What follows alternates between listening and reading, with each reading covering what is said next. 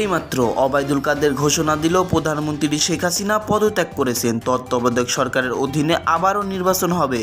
BNP এর নেতারা মানসিক ট্রমায় ভুগছে। এইমাত্র জানা গেল ওবায়দুল কাদের তিনি সবার কাছে প্রকাশ করে দিলেন প্রধানমন্ত্রী শেখ হাসিনা পদত্যাগ করেছেন। সম্মানিত দর্শক শ্রোতা, বাংলাদেশে আবারও নির্বাচন হবে তত্ত্বাবধায়ক সরকারের অধীনে। অবশেষে জল্পনা কল্পনার পর প্রধানমন্ত্রী শেখ হাসিনা পদত্যাগ করলেন। সম্মানিত দর্শক শ্রোতা, বিএনপির আশায় পূর্ণ হলো। যাই হোক, এই সম্পর্কে বিস্তারিত ভিডিওতে রয়েছে ওবায়দুল কাদের কি বললেন, চলুন আমরা বিস্তারিত জেনে নেই। আপনারা মনোযোগ সহকারে দেখতে থাকুন। বিএনপি এর নেতারা মানসিক ট্রমায় ভুগছে। আওয়ামী লীগের লোকেরা যদি ভোটে না যায় তাহলে ভোটগুলো কোথা থেকে আসছে? এখন নির্বাচন কমিশনও বলেছে 30 থেকে 40% ভোটার ভোট দিতে এসেছে। তাহলে এরা কারা? আওয়ামী লীগের লোকেরা ভোট দিতে আসছে না, একথা তো সত্য নয়। 42% প্লাস জাতীয় নির্বাচনে ভোট দিয়েছে। তো তারা কি এদেশের মানুষ নয়? তাহলে 42% যদি ভোট প্রদান করে তাহলে ভোটাররা নির্বাচন প্রত্যাখ্যান করলো কেমন করে? আসলে বিএনপি এর নেতারা মানসিক ট্রমায় ভুগছে। যা খুশি তাই বলেন, ফ্রি স্টাইল, এসবের বাস্তবতা নেই। তারা বাস্তবতা থেকে অনেক দূরে অবস্থান করছে। আন্দোলনে ব্যর্থতা, নির্বাচনে বয়কট করা এবং নির্বাচন ঠেকাতে ব্যর্থ হয়ে তারা এখন প্রলাপ ভুগছে। আসলে তাদের মানসিক ট্রমাও এবং সে কারণে আবল তাবল ভুগছে। বিএনপি গত এক সপ্তাহ ধরে তারা শরিক দলগুলোর সাথে মিটিং করেছে এবং তারা একটা সিদ্ধান্ত নিয়েছে তারা আবারও ভালোভাবে আবার আন্দোলনে নামবে। আপনাদের প্রিপারেশন কীরকম? বিএনপি বিরোধী দল, তারা আন্দোলন করবে।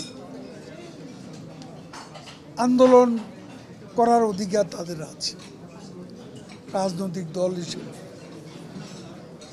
আন্দোলন শান্তিপূর্ণ হলে আমরা রাজনৈতিকভাবে মোকাবিলা করি। আর যদি আন্দোলন সহিংসতার রূপ নেয়, আগুন সন্ত্রাসের যে চেহারা তারা অতীতে দেখিয়েছে, আন্দোলন বলতে যদি সহিংসতা বোঝায়, অগ্নিসন্ত্রাস বোঝায়, তাহলে উদ্ভূত পরিস্থিতির মোকাবেলা আমরা সরকার প্রয়োজনীয় ব্যবস্থা নেবে। আমরাও রাজনৈতিকভাবে সমুচিত জবাব দেব। হঠাৎ করে এখানে 15% ভ্যাটের ঘোষণা। আমি মাননীয় প্রধানমন্ত্রীকে বিষয়টি জানি যে এনবিআর এর সিদ্ধান্ত, this is not right, this is wrong decision. এই যে মেট্রো রেলের মতো একটা আধুনিক গণপরিবহন, এই অনুষ্ঠান থেকে বেরোয় রাস্তায় যখন যাব তখন ওই গরিব গরিব জীর্ণ শীর্ণ চেহারার বাসগুলো দেখলে কেমন? যেই বাংলাদেশে মেট্রো রেল হচ্ছে সেখানে এই বাস চলে রাজধানীতে। এটা আমরা লজ্জা পাচ্ছি।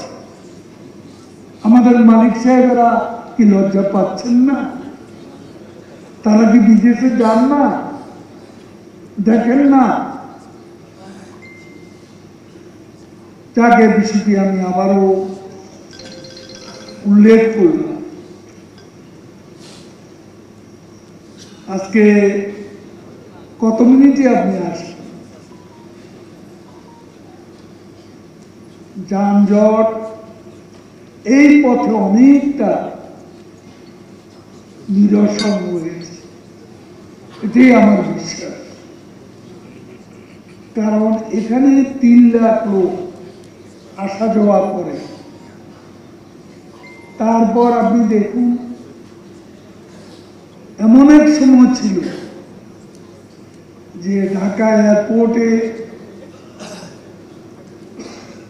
যাওয়ার আগে প্লেন ছেড়ে দিয়েছে, ফ্লাইট চলে গেছে। কত মানুষ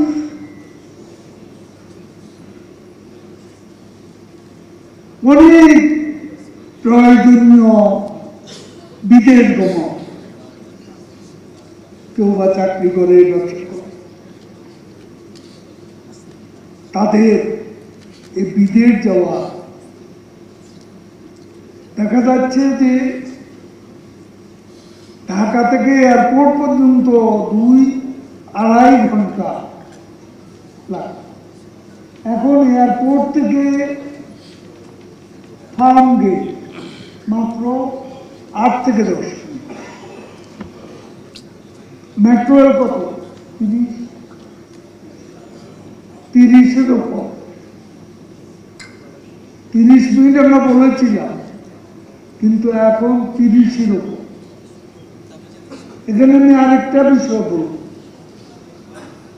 সেটা হচ্ছে আমাদের ইন্ডিয়া,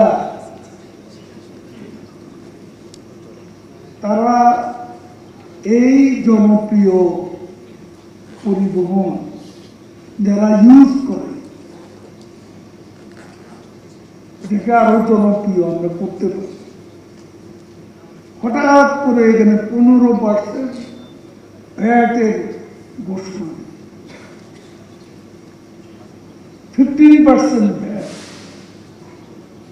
ভারতে কি সেটা আছে? ভারতে কোনো ভ্যাট, তাহলে আমরা কেন বলি? আমি মাননীয় প্রধানমন্ত্রীকে বিষয়টি জানি যে এনবিআর এর সিদ্ধান্ত, this is not right, this is wrong decision. এটা হয় না, এতে মেট্রো রেলের সুনামটা। প্রধানমন্ত্রী বলেছেন তিনি বিষয়টি পুনর্বিবেচনার ব্যাপারে। সম্মানিত দর্শক শ্রোতা, আপনারা বিস্তারিত ভিডিওতে দেখতে পারলেন ওবায়দুল কাদের তিনি নতুন করে কি বলতেছেন বাংলাদেশের জনগণকে। প্রধানমন্ত্রী শেখ হাসিনা পদত্যাগ করে বাংলাদেশে আবারও নির্বাচন হবে তত্ত্বাবধায়ক সরকারের অধীনে। বিএনপির চাওয়া পাওয়ায় অবশেষে পূর্ণ হলো। সম্মানিত দর্শক শ্রোতা, এই বিষয়ে আপনারা মন্তব্য করে যান ভিডিওর কমেন্ট বক্সে।